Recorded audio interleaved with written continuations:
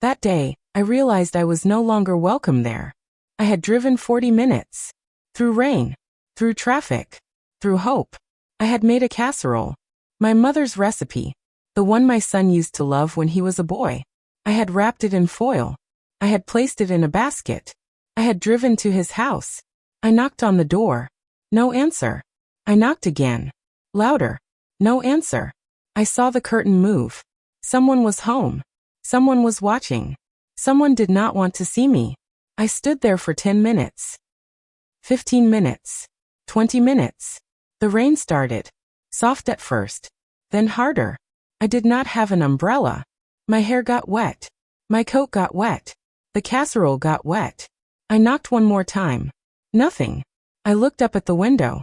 The curtain moved again. I saw her face. My daughter-in-law. She was looking at me. She did not smile. She did not wave. She just looked. Then she let the curtain fall. She walked away. I stood there, holding my wet casserole, my wet hair, my wet heart. That was the moment. That was the day. I realized I was no longer welcome in my son's home. I did not cry. Not then. I walked back to my car. I put the casserole on the passenger seat. I sat there for a long time. The rain was falling. The windshield wipers were off. I watched the rain. I watched the house. I watched the curtain that did not move again. Then I started the car. I drove home. 40 minutes. Through rain. Through traffic. Through silence. When I got home, I sat in my rocking chair. I looked at the casserole. I took off the foil. I ate it. Alone. At my kitchen table. The table where my family used to sit. The table where my husband used to laugh. The table where my son used to draw. I ate the whole casserole. Not because I was hungry. Because I did not know what else to do with it. Because I could not throw it away. Because it was the last thing I would ever make for him. That was 3 years ago. My son has not called since. My grandson has not visited. My daughter-in-law got what she wanted. She erased me. From their lives. From their home. From their hearts. I am Margaret. I am 69 years old. I am a widow. I am a mother. I am a grandmother. And I am a woman who stood in the rain, holding a casserole, while her own family watched from behind a curtain. Let me go back. Let me tell you about the life I built. The life before she closed the curtain. The life when I was always welcome. I met my husband, Robert, in 1973. I was 21. He was 23. He was a teacher. English literature. He loved books. He loved poetry. He loved words. He was quiet, thoughtful, kind. He would read to me at night. Old poems. Shakespeare. Frost. He said, "Margaret, words are the only things that last." We got married in my parents' backyard. Simple. Small. My mother made my dress. White lace. She cried when she saw me. She said, "Margaret, you look like an angel." I said, "I feel like one, Mama." We had one son, David, our only child. I held him in the delivery room. He was so small, so fragile. His fingers curled around mine. I cried. Robert cried. He said, "We made a person, Margaret. A whole person." I said, "We did good, Robert." He said, "We did okay. Let's see if we can keep him alive." We did. We kept him alive. We raised him. We loved him. We made mistakes. Every parent does. But we never made him feel unloved. Not once. Not ever. David was a sweet boy. Easy. Quiet. He did not get into trouble. He did his homework without being asked. He cleaned his room. He said please and thank you. Other parents used to say, "How did you raise such a good boy?" I did not have an answer. I just got lucky. Or maybe Robert and I did something right. I do not know. Parenting is a mystery. You try your best. And you hope. He loved to draw. From the time he could hold a crayon, he drew. He drew pictures of our family. Stick figures with big smiles. He drew pictures of our house. A square with a triangle on top. He drew pictures of our dog, Baxter. A brown blob. I kept every single drawing. They are in a box under my bed. I cannot throw them away. They are pieces of him. Pieces of us. Pieces of a time when I was always welcome. Robert died when David was 24. Just out of college. Just starting his life. The doctors said it was a heart attack. Sudden. Quick. No warning. He was grading papers. At his desk. In his study. I found him. He was still holding his red pen. Still wearing his reading glasses. Still looking like he was thinking about something important. I was 52 years old. A widow. Alone. David stepped in. He called every day. He visited every weekend. He brought groceries. He fixed things around the house. The faucet that dripped. The step that creaked. The light in the hallway that had been broken for 6 months. He fixed everything. Except the hole in my heart. Then he met Claire. Claire worked at a bank. She was a manager. She was younger than him. 26. David was 28. She was sharp. Ambitious. Beautiful. She wore expensive suits and spoke like she was giving a presentation. She reminded me of a businesswoman. Professional. Polished. Cold. I met her for the first time at a restaurant. David wanted me to meet her somewhere neutral. He was nervous. I could tell. He kept checking his phone. He kept looking at the door. Claire arrived on time. She walked in like she owned the place.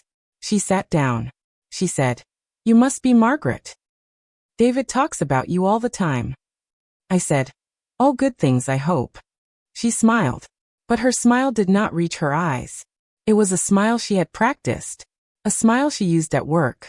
A smile that said, "I am being polite, but do not mistake this for warmth." She ordered a salad. No dressing. A glass of white wine. She ate the salad like she was performing a task.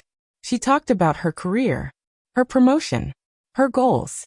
She did not ask me one question. About myself. Not one. Not what do you do.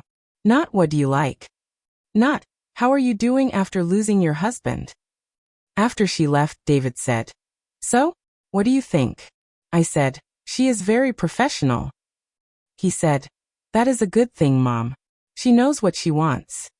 I said, "Does she want a family? Does she want children?" He said, "Eventually. When she is ready." I did not say what I was thinking. I did not say, "Son, life does not wait for ready." I did not say, "Love is not a business meeting." I did not say, "I have a bad feeling about this." I said, "If she makes you happy, I am happy for you." He smiled. He looked relieved. He said, "Thanks, Mom. That means everything." They got married 6 months later. Big wedding. Expensive. Claire wanted everything perfect. The venue. The flowers. The cake. The band. The invitations. The favors. Everything had to be just so. David paid for most of it. He took out a loan. A loan. For a wedding. I wanted to say something. But I did not. It was not my place. I was just the mother of the groom. I was just the widow. I was just the old woman. I offered to help. I had some savings. Not much. But enough to cover the flowers or the catering. Claire said, "No thank you, Margaret. We want to do this ourselves. Our way." She called me Margaret. Not Mom. Not even Mrs. Davis. Margaret. Like I was a coworker. Like I was someone she had just met. At the wedding, I sat in the back row. The family row. Third row. Not first. Not second. Third. Claire's parents sat in the front. Her sister sat in the second row. I sat in the third row. Behind the aunt I had never met. I watched my son marry a woman I did not trust.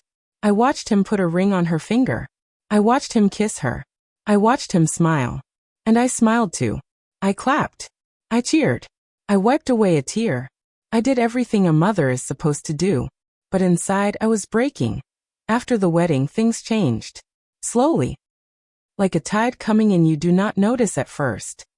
Then you look down and the water is at your knees. David used to call me every day. After Claire he called twice a week. Then once a week. Then once every 2 weeks. He said he was busy. He said work was crazy. He said Claire needed him. I understood. I did not complain. I did not want to be a burden that we used to have Sunday dinners at my house. Every week. After church. After lunch. It was our tradition.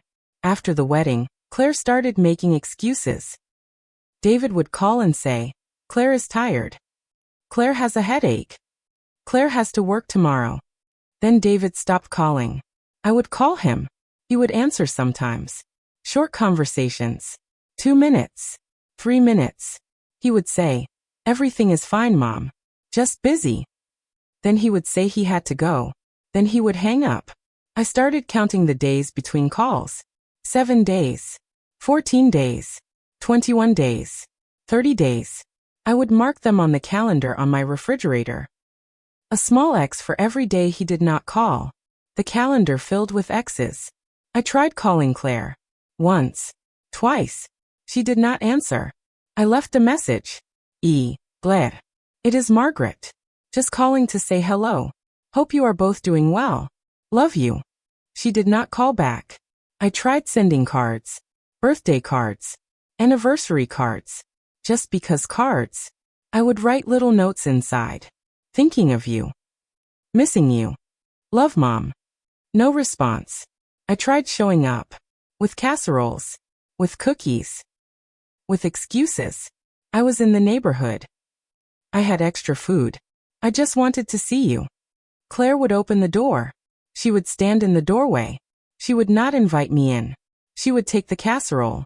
She would say, "Thank you, Margaret." Then she would close the door. I would stand on the porch, holding my empty hands, staring at the closed door. Then I would walk back to my car, drive home, to my empty house, to my rocking chair, to my silence. The day in the rain.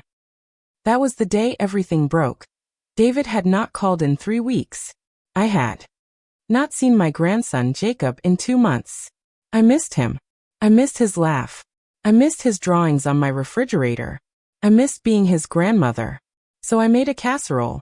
My mother's recipe. The one David used to love. I wrapped it in foil. I placed it in a basket.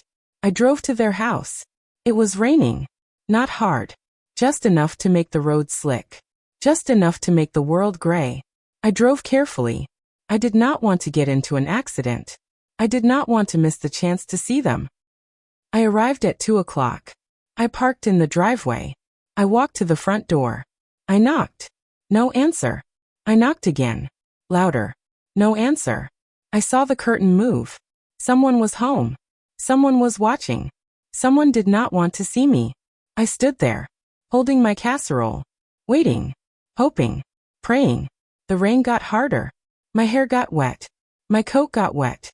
The casserole got wet. I did not care. I just wanted to see my son.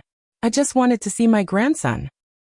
I just wanted to be welcome. I knocked one more time. Nothing. I looked up at the window. The curtain moved again. I saw her face. Claire. She was looking at me. She did not smile. She did not wave. She just looked. Then she let the curtain fall. She walked away. I stood there for a few more minutes. Then I walked back to my car. I put the casserole on the passenger seat. I sat there. In the rain.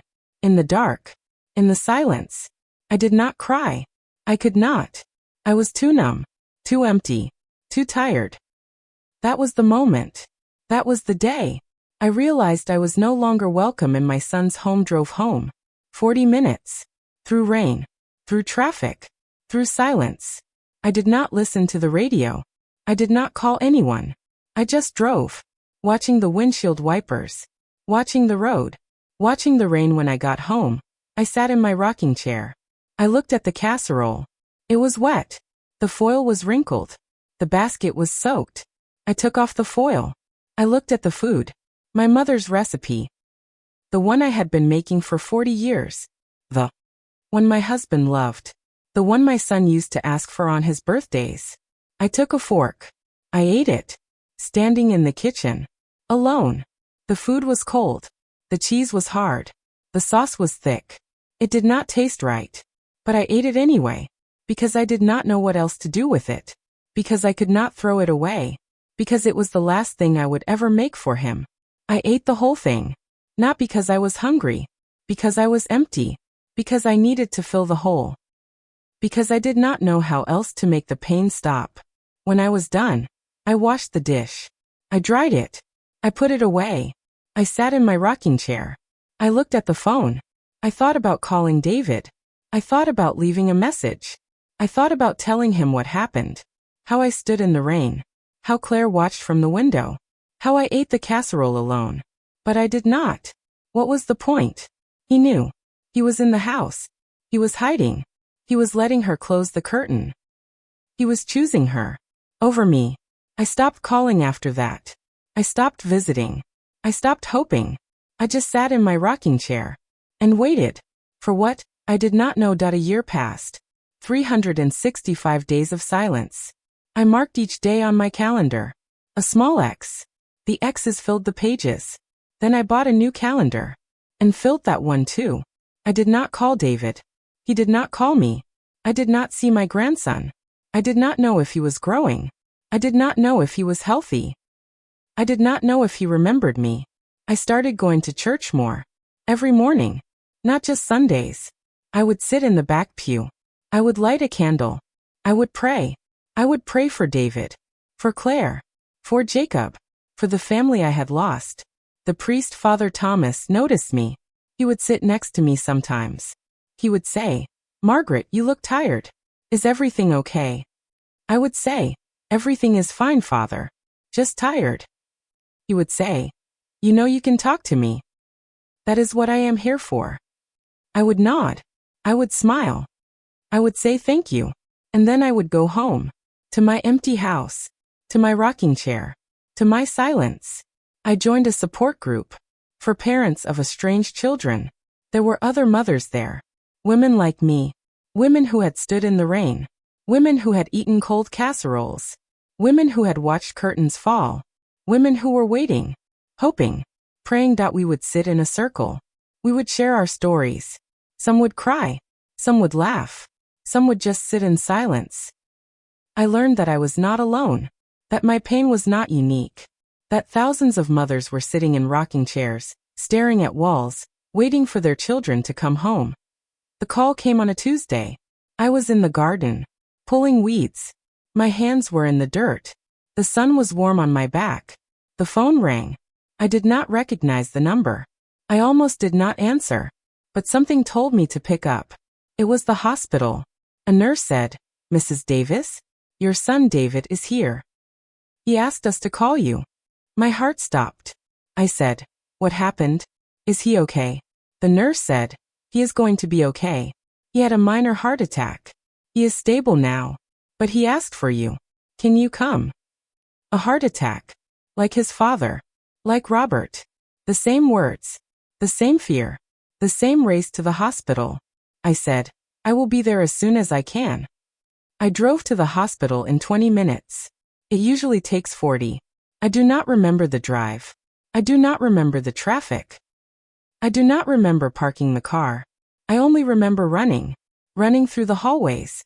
Running to my son. That I found him in a room on the 3rd floor. He was sitting up in bed. He was pale. Thin. Connected to monitors. His eyes were closed. He looked older than his years. I stood in the doorway. I did not know if I should go in. Did he want to see me? Did he ask for me? Or did the nurse make a mistake? I would say thank you. And then I would go home. To my empty house. To my rocking chair. To my silence. I joined a support group. For parents of estranged children. There were other mothers there. Women like me. Women who had stood in the rain. Women who had eaten cold casseroles. Women who had watched curtains fall. Women who were waiting. Hoping. Praying that we would sit in a circle. We would share our stories. Some would cry. Some would laugh. Some would just sit in silence. I learned that I was not alone. That my pain was not unique. That thousands of mothers were sitting in rocking chairs, staring at walls, waiting for their children to come home. The call came on a Tuesday. I was in the garden, pulling weeds. My hands were in the dirt. The sun was warm on my back. The phone rang. I did not recognize the number. I almost did not answer. But something told me to pick up. It was the hospital. A nurse said, "Mrs. Davis? Your son David is here. He asked us to call you." My heart stopped. I said, "What happened? Is he okay?" The nurse said, "He is going to be okay. He had a minor heart attack. He is stable now. But he asked for you. Can you come?" A heart attack. Like his father. Like Robert. The same words. The same fear. The same race to the hospital. I said, I will be there as soon as I can. I drove to the hospital in 20 minutes. It usually takes 40. I do not remember the drive. I do not remember the traffic. I do not remember parking the car. I only remember running through the hallways, running to my son. That I found him in a room on the 3rd floor. He was sitting up in bed. He was pale, thin, connected to monitors. His eyes were closed. He looked older than his years. I stood in the doorway. I did not know if I should go in. Did he want to see me? Did he ask for me? Or did the nurse make a mistake? Control. About her isolation. About her lies. The judge gave him joint custody. Jacob would live with Claire during the school year. He would stay with David every summer and every other holiday. It was not perfect, but it was something. It was a start. The first summer, Jacob came to stay with David. He was 9 years old. He had grown so much. I did not recognize him at first. He looked like David. The same eyes. The same smile. The same quiet kindness. He walked into my house. He looked around. He saw the photos on the wall, the drawings on the refrigerator, the rocking chair in the corner. He said, Grandma, I remember this place. I started crying. I said, You remember? He said, I remember the cookies. I remember the stories. I remember you. I hugged him. I held him. I did not let go. I said, I have missed you so much, Jacob. He said, I have missed you too, Grandma. Mommy said you did not want to see me, but Daddy said that was not true. I said, It was not true, sweetheart. I have always wanted to see you.